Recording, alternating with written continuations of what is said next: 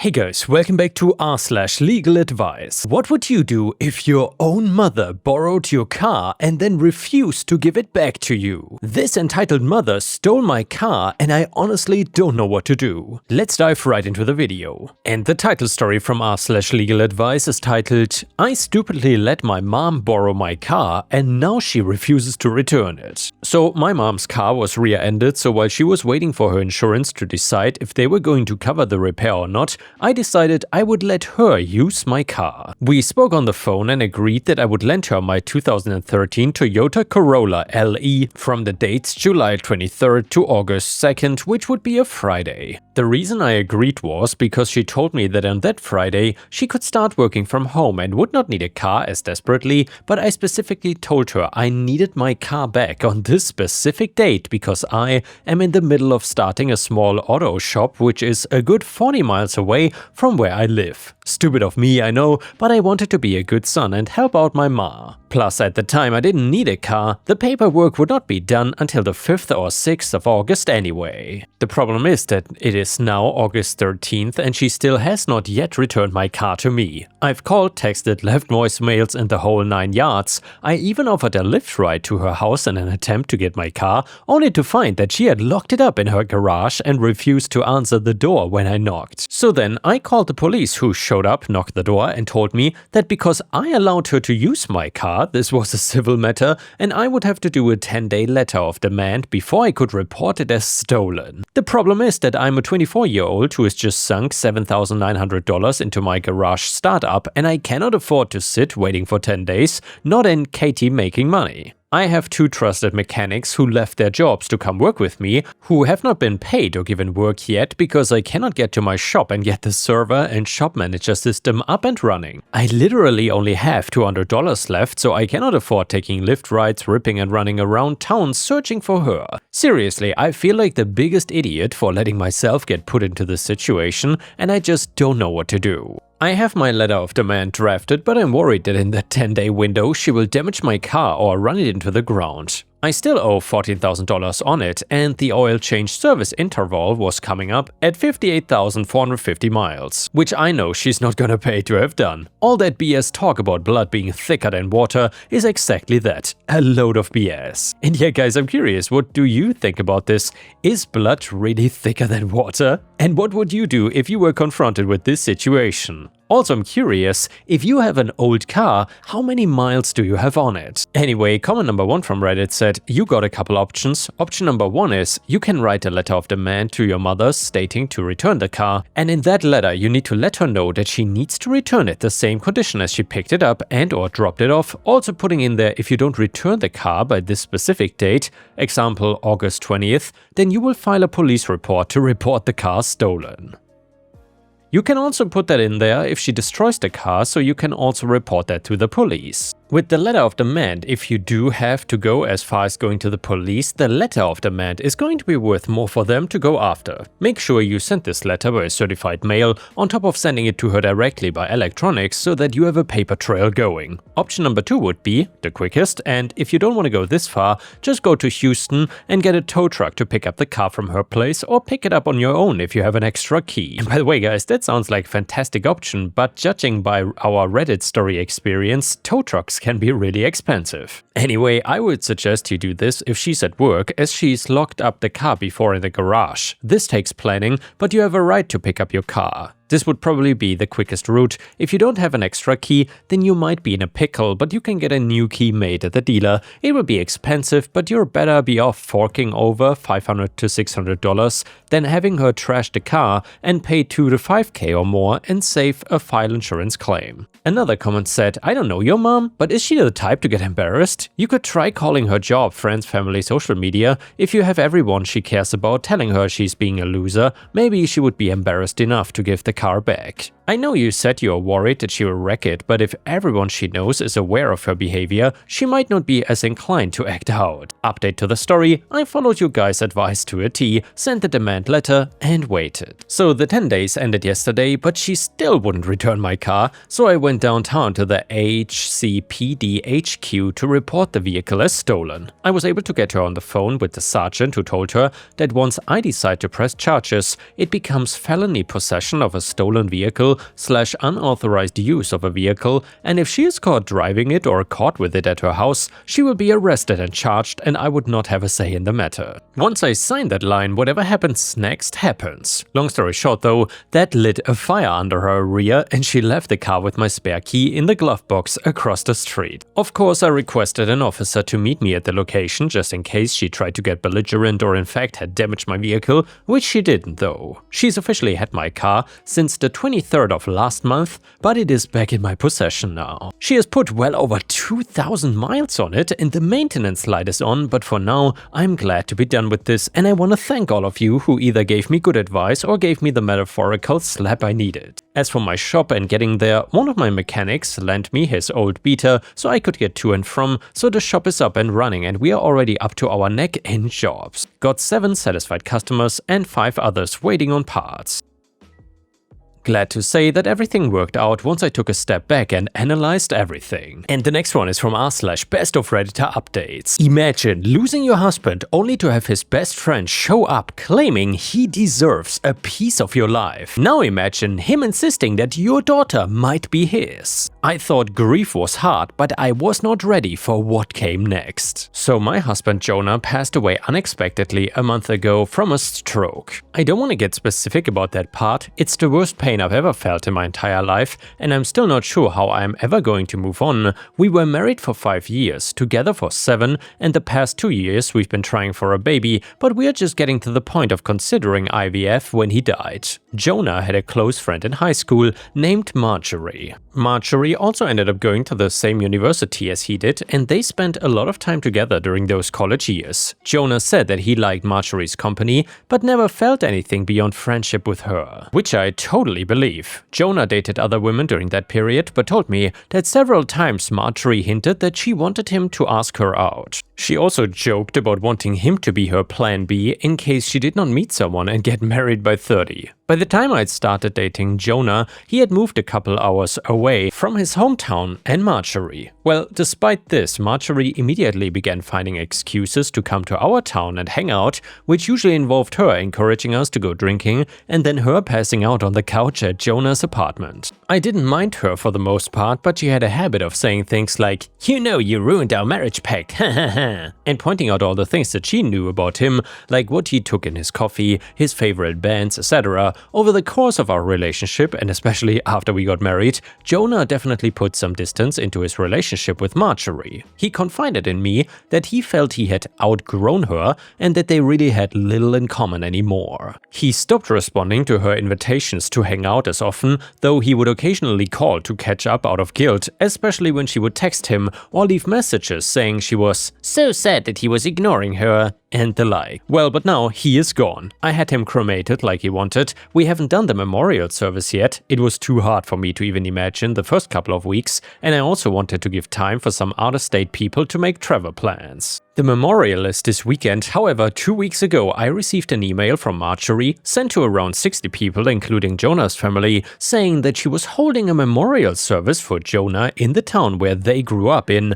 the day before his memorial here. I was completely blown away, seeing as she hadn't mentioned anything to me or even attempted to call. Along with the details, the email said that she was planning the memorial in light of the fact that no other service had yet been held in his memory and he deserved to be laid to rest with honor. For the record though, she was invited to the memorial, which I've been planning, and knew it was happening. I called her of course and told her that while I appreciated her willingness to help with Jonah's goodbye, I was already planning a service for him that would involve all of his family and friends. She immediately went on the defense and said that she had only started to plan a service when she realized I wasn't willing to do it in a timely manner. I told her that the timing was not her choice to make, but that if she wanted to have a memorial of some kind, to please just add on the invitation that his official memorial was gonna be held this weekend. She said, fine. I sent a message to all of Jonah's invited friends and family to make sure that they knew the real service with both of our families was going to be here, and then just washed my hands of the whole thing. This week, I received a message on Facebook from Jonah's cousin saying that Marjorie, who has apparently blocked me on Facebook, created created an event for Jonah's official memorial service, aka her memorial, and invited everyone she possibly could. I've been getting blown up with emails asking which day the memorial is and where, and I'm honestly furious. I don't have the emotional energy to deal with this. I ended up putting a post up on my wall reiterating the date of his service here and asking people to please share it. Thankfully, I think the older members of the family don't use Facebook or email very often, so most of them have not been confused, but a lot of people now think that Marjorie's service is the real one. I called Marjorie again asking her to add an addendum to her event saying that his actual memorial service was gonna be here. She told me that Jonah would have wanted it this way and that if I couldn't appreciate her efforts, I was not invited to say goodbye to Jonah. I told her that was fine, seeing as I'd already said goodbye to Jonah when I held him as he died. She then hung up. Apparently, she's now spreading information to her mutual friends with Jonah, saying that he was planning on leaving me because I was not able to conceive. She also said that we had approached her to carry a baby for us. All of these are absolute lies. His cousin sent me a screenshot of a text where she said that Jonah always thought we would have the cutest baby together, and that this angry widow doesn't understand how much he wants children. I'm at a loss as to what to do here. I don't care what she says about me, but she is now tarnishing my husband's memory, especially saying that he wanted to divorce. Jonah would have never left me, and anyone that knows him at all knows that we were committed to each other above all else. I need to figure out how to tell this woman to F off without encouraging her to spread more lies. And I also want to just forget the whole thing and crawl in bed and never get up again. Help me, please. And yeah guys, it seems like this Marjorie woman must have spawned in hell or something. Absolutely outrageous behavior. By the way, if you enjoyed these relationship stories, please don't forget to like the video, because that would help me tremendously in terms of fighting back against the algorithm. Comment number 1 said, I'm so sorry for your loss. I cannot imagine the pain you must be in right now. Marjorie sounds completely effing insane and malicious. If I were in your shoes, I would be very tempted to go scorched earth on her ass, but that wouldn't be the most constructive approach here. So here's what I would do instead. Send an email to all of the guests you've invited to attend the actual memorial service stating, just to reiterate, the service will be held at location on this date. Do not mention Marjorie, her lies, or the second service. Contact the funeral home per suggestion of previous comment and see what can be done to pull the plug on Marjorie's service. Also, delete and block this woman on all forms of social media, email, your phone, everywhere, unless and until somebody comes to you asking about Marjorie's lies. Just resist the urge to set the record straight. If you try to publicly address her claims on Facebook or elsewhere, it will almost certainly get back to her, and she will be even more fueled by the attention and the knowledge that she is getting under your skin.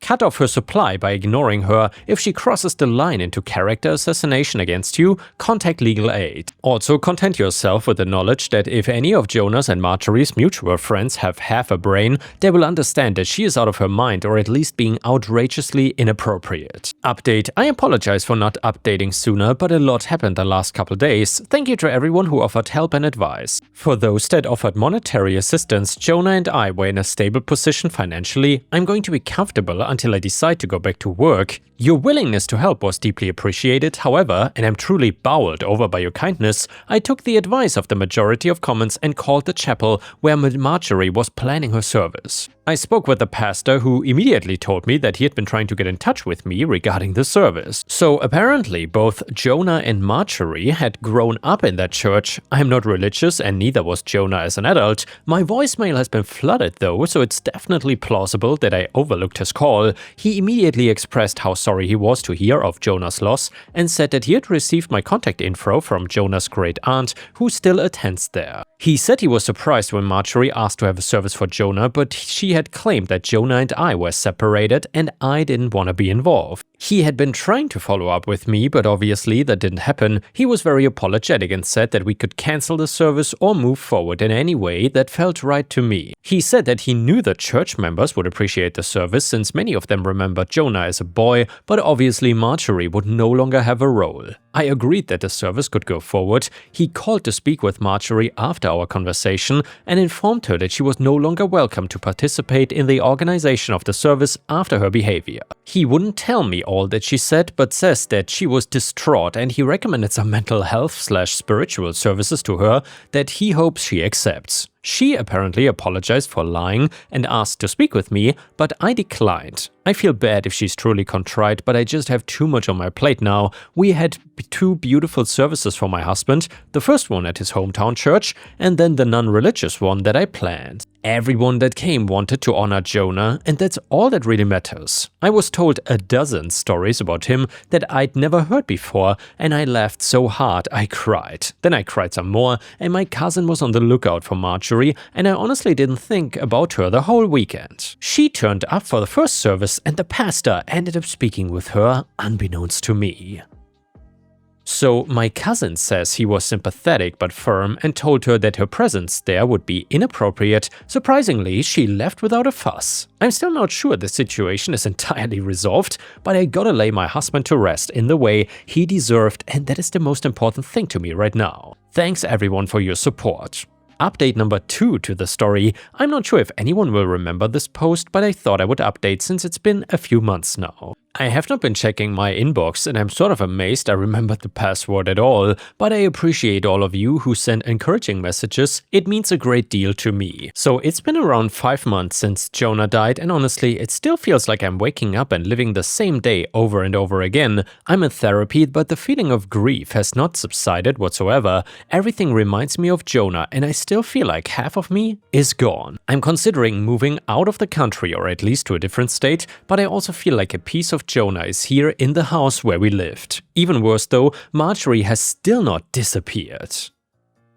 I deleted my social media a couple of months ago in an attempt to simplify my life, but my cousin, who also knows Marjorie, let me know that she has been recently posting photos of herself on Facebook with Jonah. Some were from several years ago, but she was saying things like, "I still miss my man every day," and "I cannot wait until Jonah's baby arrives." So she is apparently pregnant and claiming that the baby is my husband's. She has also photoshopped his face onto several photos, some on another shirtless male posing semi-suggestively with her. The photoshopping is pretty good, but it's obviously not my husband's body. People have been saying things like, "Congratulations, we know you will be a great mother to Jonah's child." Nobody I knew, thankfully. It honestly made me feel sick, and I went and laid in bed pretty much all day. I hate that she's getting to me like this, but I cannot stand the thought that she's claiming my husband was unfaithful to me and that people are believing it. One bright note is Marjorie's brother, who also knew Jonah. On one of her recent posts he commented, "What the F, Marjorie? I spoke to Jonah like 2 weeks before he died and he said he was trying for a baby with OP. You guys were just friends. This is effed up and you know it." The post was deleted a couple of hours later. I don't know what to do anymore. I don't have the energy to battle with this woman, but I'm infuriated and hurt by this blatantly disrespectful pack of lies that she is spreading. My cousin called her and asked that she remove the photos, but she apparently said that "Angry widow can go to hell. She just doesn't want to accept that Jonah wanted a baby with me more and she couldn't give him one."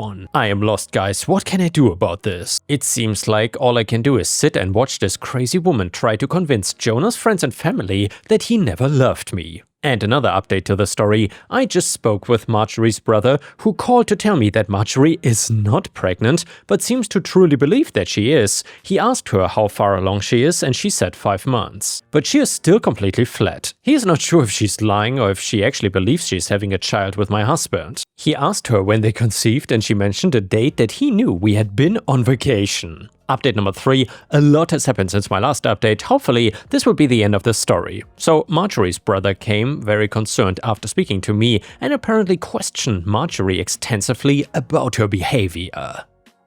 She continued to claim that she was pregnant with Jonah's baby and that they had a lengthy affair, but the details didn't add up. The brother knew Jonah pretty well and was generally aware of his work schedule, etc. She said that they were meeting at a hotel at lunchtime 3 days a week, but he knew that Jonah came home for a lunch with me every day. Just stuff like that. He went home late that night to sleep on it. After he went home, Marjorie came over to see me at 3 a.m. She started screaming at me to come outside, saying that I had ruined her relationship with Jonah and how happy they were before me, etc. I called the police and her brother, who both arrived around the same time. She pushed a cop who tried to ask her what was going on and was immediately arrested. I felt bad for her brother, but he just apologized to me repeatedly. Marjorie yelled expletives and tried to demand special treatment because the police were apparently hurting her baby. by keeping her in the car. I gave a statement and they left. Not exactly sure what happened after, but her brother says she is now under psychiatric evaluation and is apparently struggling with a mental disorder that he would not name. She has apparently not taken her meds in 2 years. I did not ask for details, but it seems she's going to get some help. All in all, I'm not pressing any sort of charges. Her brother also linked me to his post on social media, where he made it very clear that Marjorie has been having some difficulties and absolutely none of what she said about Jonah is true. I'm glad this seems to be over, but I've decided I need a fresh start no matter what. I'm looking for a job out of state and I'll be doing my best to leave my life with Jonah behind. Thank you all for your help and encouragement. And yeah guys, I wish OP the best with this super difficult situation she is in, and let's hope that she never has to deal with Marjorie ever again. And before we end the video, we will read a funny story from r/pettyrevenge. It is titled, "My roommate kept stealing my oat milk, so I switched it with watered down mayo juice. So my roommate swore that he was not touching my oat milk, but every week the carton got lighter, so I put a sticky note on it. That didn't work, I moved it to the back of the fridge, it still vanished. So I got surgical. I took an empty oat milk container, filled it with a blend of mayo, warm water and a splash of vinegar for tang, same color, same texture, but pure evil. Put it right up front in the fridge, label facing out, and I waited. The next morning I heard it. Sip, gag, spit, cough. He slammed the fridge and shouted, "What the hell is wrong with this milk?" I just blinked at him and said, "I don't know, tastes fine to me." He learned his lesson and kept his hands off. And yeah guys, please don't forget to subscribe to the channel and I will see you again tomorrow.